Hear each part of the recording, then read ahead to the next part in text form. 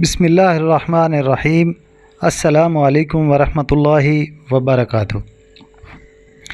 رسول اکرم صلی اللہ تعالیٰ علیہ وآلہ وسلم اور ان کے صحابہ کرام حضرت ابو بکر صدیق رضی اللہ تعالیٰ عنہ اور حضرت عمر فاروق رضی اللہ تعالیٰ عنہ آپ کی قبور کی بے حرمتی کرنے کی کئی بار کوشش کی گئی۔ آپ تینوں مدینہ منورہ میں مسجد نبوی شریف میں دفن ہیں۔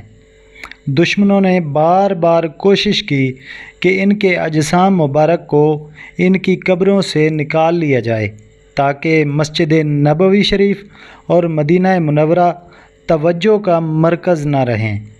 شیخ محمد عبدالحق محدث دہلوی نے اپنی کتاب تاریخ مدینہ میں پہلے علماء کے حوالے سے 3 بڑی سازشوں کا ذکر کیا ہے۔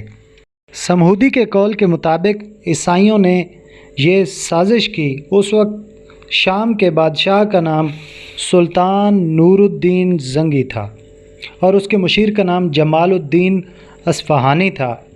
ایک رات نور الدین زنگی نے رسول اکرم صلی اللہ تعالیٰ علیہ وآلہ وسلم کو خواب میں 3 بار دیکھا۔ ہر بار رسول اکرم نے 2 آدمیوں کی طرف اشارہ کرتے ہوئے سلطان سے کہا کہ مجھے ان دونوں کی شرارت سے بچاؤ۔ سلطان کو خیال گزرا کہ یقیناً مدینہ منورہ میں کوئی نئی چیز رونما ہوئی ہے، اس لیے وہ اپنے مشیر کے ہمراہ مدینہ پہنچا اور اپنے ساتھ اہل مدینہ منورہ کے لیے قیمتی تحفے لایا۔ مشیر نے مدینہ منورہ میں اعلان کیا کہ ہر شخص اپنا تحفہ حاصل کرنے کے لیے خود حاضر ہو۔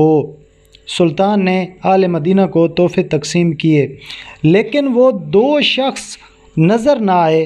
بالآخر سلطان نے پوچھا کہ کیا کوئی شخص باقی رہ گیا ہے؟ لوگوں نے جواب دیا کہ 2 متقی اور مالدار افراد ہیں جو کسی سے کوئی تحفہ وغیرہ نہیں لیتے بلکہ دیگر لوگوں کو تحائف عطا کرتے ہیں۔ وہ عبادت اور ذکر الہی میں مشغول ہیں کہ یہاں تک نہیں آئے۔ سلطان نے حکم دیا کہ ان کو بھی حاضر کیا جائے۔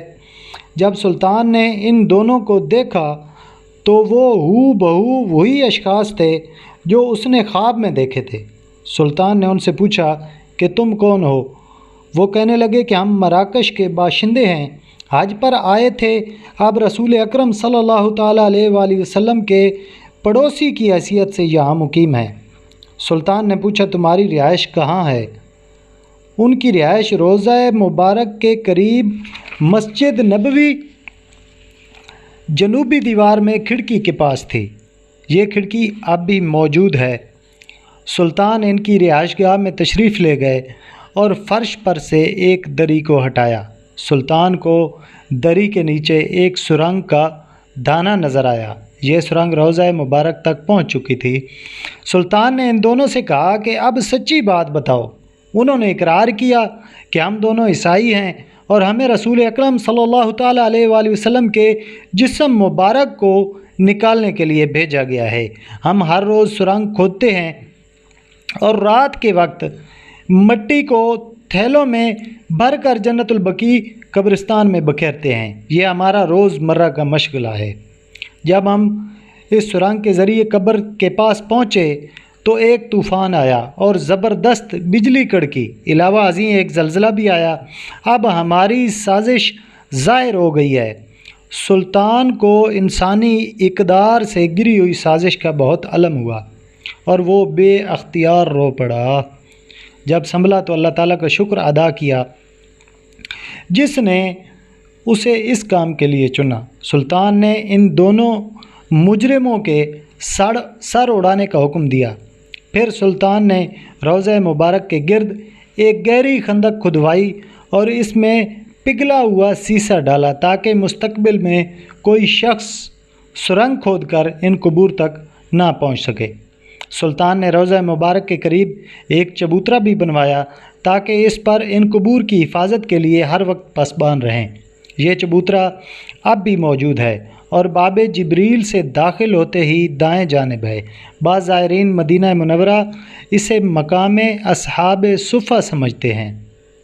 حالانکہ مقام اصحاب صفہ مسجد نبوی کے اندر تھا، جبکہ یہ چبوترا اس وقت مسجد کی چار دیواری سے باہر تھا۔